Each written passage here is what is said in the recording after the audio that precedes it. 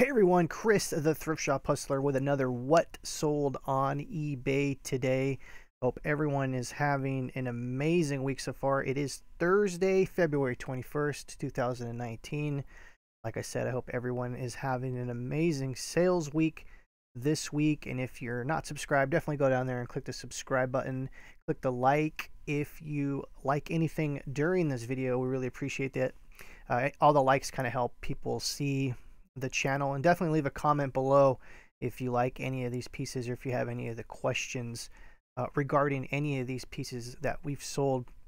Once again, it's Chris the Thrift Shop Hustler. Hope everyone is having an amazing week. It is Thursday. It's been kind of a slow week for me the last couple of days, so let me know in the comments below if it's been a slow week for you. I'm trying to figure out, like, in my head, what could it possibly be. And some of the things I thought, like, Valentine's Day just came up. So maybe people, spent a bunch of money on stuff for their family, their friends, their loved ones, and maybe went out to restaurants, had vacations, and did crazy things like that. So I'm trying to think, like, in my head, like, why sales have been slow. And so maybe that's what it's been. And we got that flip, though, says slow sales too, I see. And I mean, we had some sales and things like that. I'm not going to say that there was no sales, but I've noticed a little bit of a drop off since I want to say Valentine's Day. So we'll go through some of this stuff right now. Once again, I really appreciate everyone tuning in. I know it's Thursday morning. I don't normally do these live shows on Thursday, but I thought I would just jump in real quick and show you guys some of the stuff that has sold over the last couple of days. And like I said, leave in the comments below or in the chat, let me know if your sales have been slower than normal over the last 7 days. I know ours have, so we're going to get into it right now. First up, we have this Tom Bennett bronze dance sculpture. The name of this sculpture was Carrie. I had to do some research on this bronze piece, and it was from 1982, and thankfully the artist, I don't know if I did a close-up. Yeah, there we go. We did a close-up of the signature, which is engraved or scratched in. Usually it's like a little engraving tool that bronze artists have. It's like almost like an electric pin. It's called something, and if you know what it's called, leave it in the comments below. I think it's a scribe, like an electronic scribe. But anyways, this was numbered to 500, and I had to do some research on this. I found out that this gentleman, Tom Bennett, actually has a twin brother, so it's kind of crazy, and they both do the same thing. So I want to say it's the other name is Bob Bennett or Robert Bennett. I could be wrong, but Tom's the more prominent brother. Could you imagine, like, you're a twin and you both do the same thing, and like one gets recognized more than the other? That's got to be like mentally challenging in some way, or twins. They say twins share a lot of kind of they have this empathetic, like, relationship, so maybe they just don't care. But imagine you're the twin and one of the brothers becomes famous and you're like doing the same thing, and and your career is not taking off. That's got to be kind of heartbreaking. Hello, Reseller Mom, welcome. So yeah, we actually took a best offer for 200 on this. This thing was heavily patinaed. It looks like, it was made in the 80s, like the early 80s, so over the last 30 something odd years, this thing's probably been handled so many times. You could barely see some of the, I don't know if it was bronze or it was like kind of like, it wasn't gold plated, but there was some kind of electro plating or something on there. It almost looked like an Oscar when it was brand new. It was like shiny. And over the course of the years of people handling it, or just maybe being in the sun, even the UV rays, just sitting on a desk maybe, and the sun coming in through the window over the years, just totally tarnished this thing. The patina actually looks pretty cool. And for those that don't know, when you hear the word patina, oh, there's the original statue, what it looks like there. And they were actually selling it for $2,500 in this condition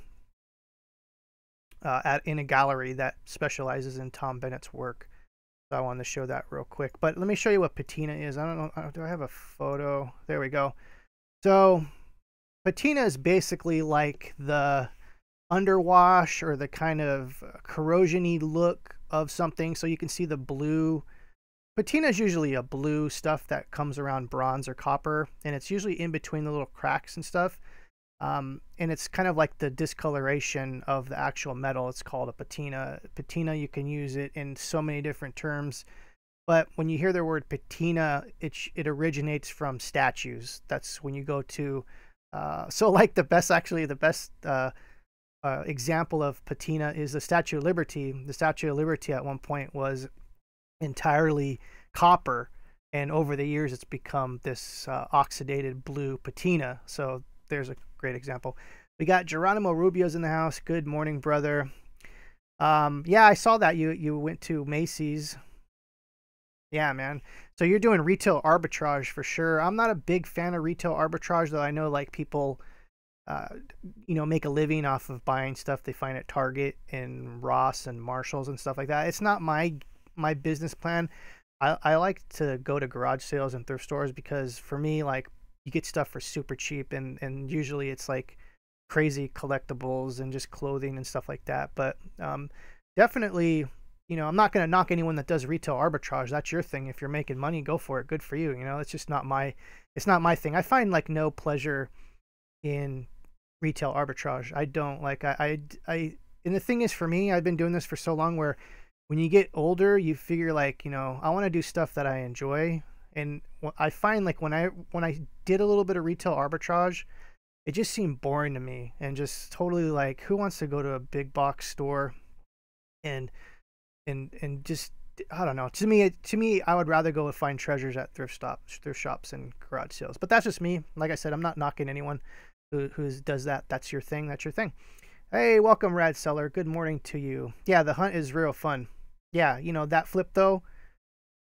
Exactly. See, reseller mom, complete opposite, to each their own. Like I said, you do retail arbitrage. That's good for you.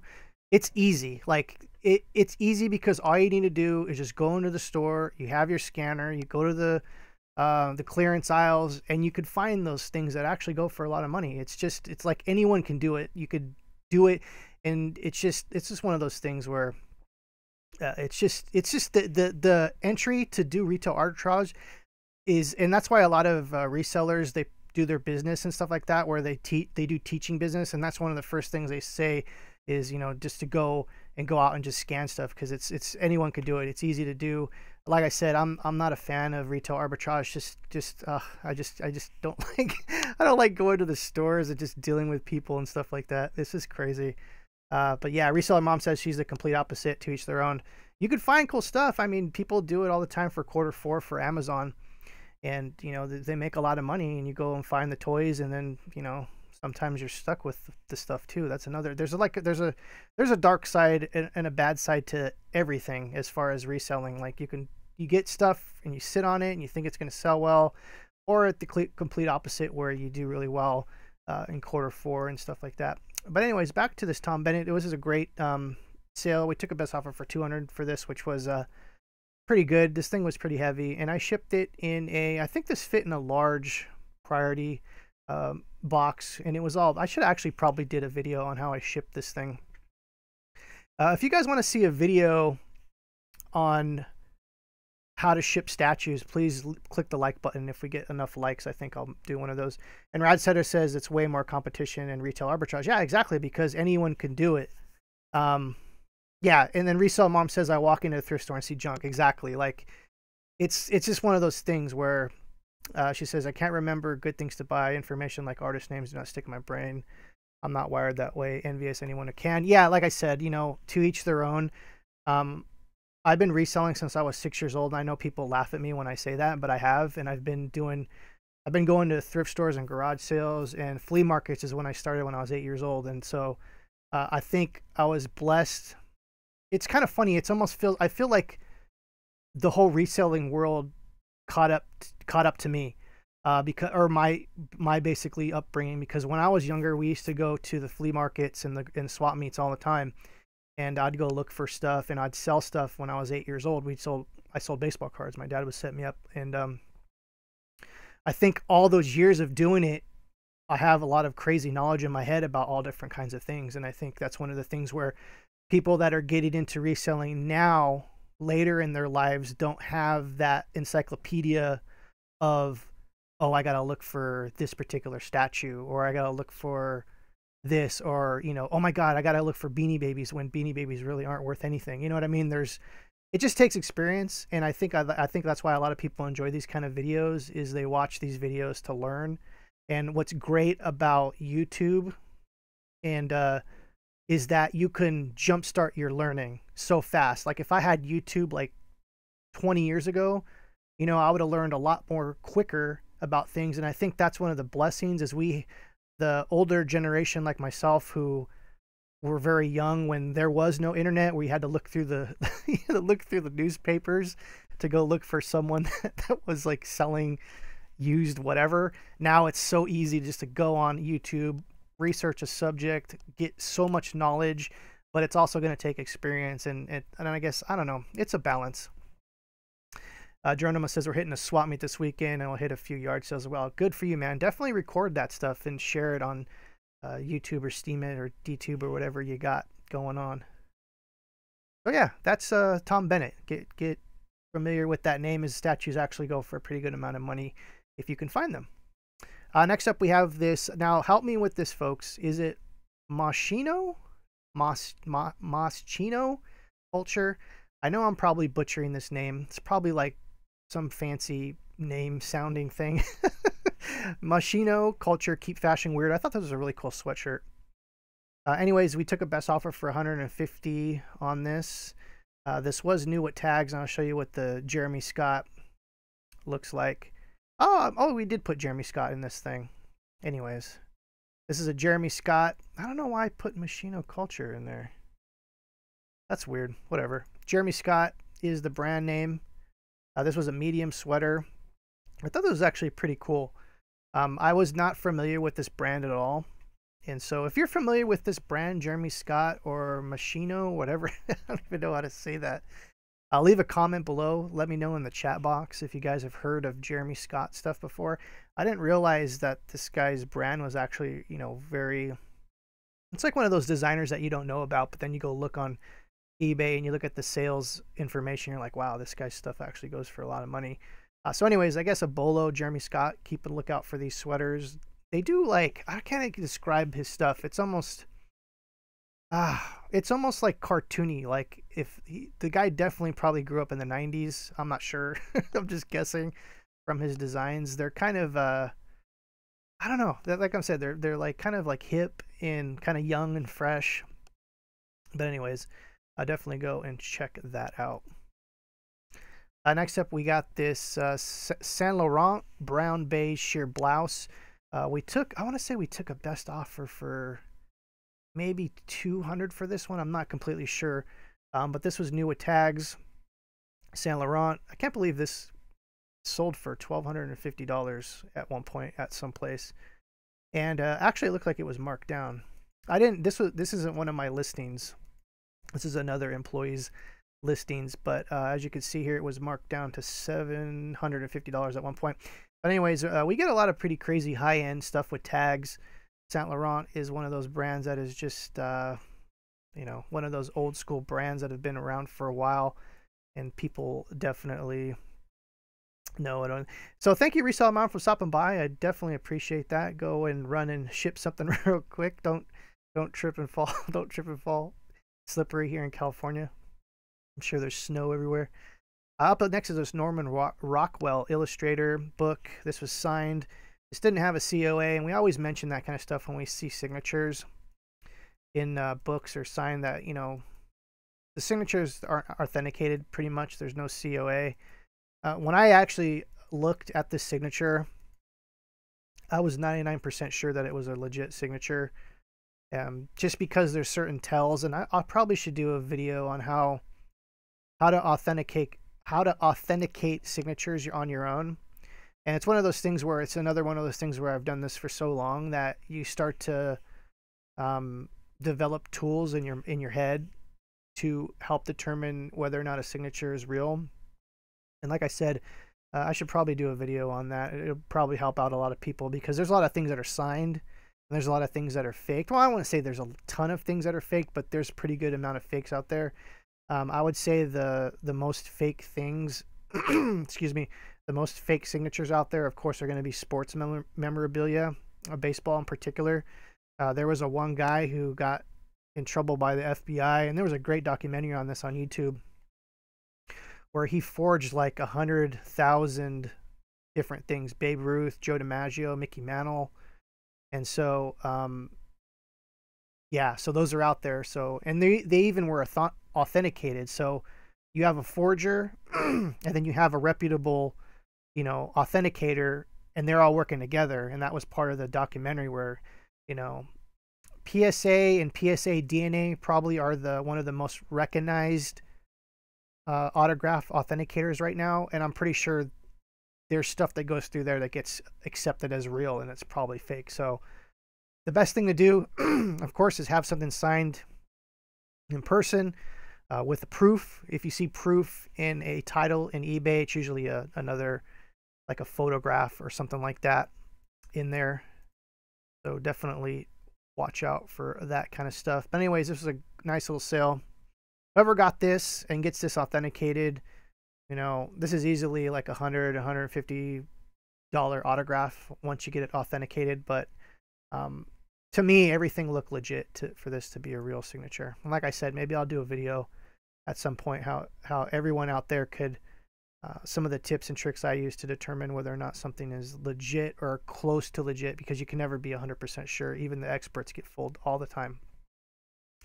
Next up is this copper frying pan from France. We actually got a bunch of these in at one point, and this was another employee's, what do you call it, listing. As you can see here, there was a lot of the stuff that comes in, and I think these actually were going for a pretty good amount of money because they were made in France. They're probably the quality on these were you know, these things are beat up. These were used, and I was thinking the other day when I was looking at these, imagine how many dinners, how many services were cooked on these pans over the years, like thousands, 100,000, like who knows. So it's kind of crazy. And we have up this another copper pan. We had a lot of copper ware in from France, and some of it's up still on for bids, and so you can definitely go and check that out. The link is going to be below. They put a Kleenex box.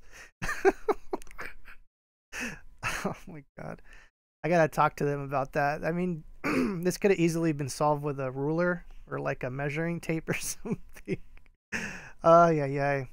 I guess there could have been worse things they could have put next to the pan to show what size it is. Yeah. Next up, we have this Kindle Fire. This thing, we sold the last one of these. I don't want to say a whole bunch. We had a few of these that come in brand new. We sold these pretty much the first day that we got them up. This is the last one. Sold for $29.99 plus $13.99 shipping. Next up, we have this Lanvin Paris woman's top blouse. This was one of the original photos that I took when I first got the job. As you can see here, the silver, that silver curtain is just horrible. Now we have, you know, we got the mannequin up now. I'll show you guys. We got the mannequin up. Oh, by the way, we got a bunch of 45 records in. So if you're into collecting records, go and check those out. Those are still pretty low bids on those. Let me show you what the new mannequin looks like. So yeah, this is what the new mannequin looks like. So the photos are a little better now. Now that we got the mannequin and the photo set up, as you can see here, this is a very expensive scarf that we got in, and I'm still trying to figure out how to display everything. But as you can see from that yucky curtain photo to this, I think we've upgraded for sure. As you can see, here's another example of how just a white paper background, some lights, and a mannequin can really just set your whole eBay business off on a better foot. And I'm still trying to work out the parameters on the camera, the ISO, the f-stops, and things like that to really get a great photo. Anyways, I'm Chris, the Thrift Shop Hustler. I got to run. Hope everyone had a great day. Leave a comment if you have any questions, or definitely click the thumbs up if you're watching this live, or if you're watching this on the back end. That definitely helps other people see this stuff. And we really appreciate everyone's support. And I'm looking over here, but the camera's over here. What the heck is wrong with me? Oh my goodness. Anyways, guys, take care. Thank you for watching.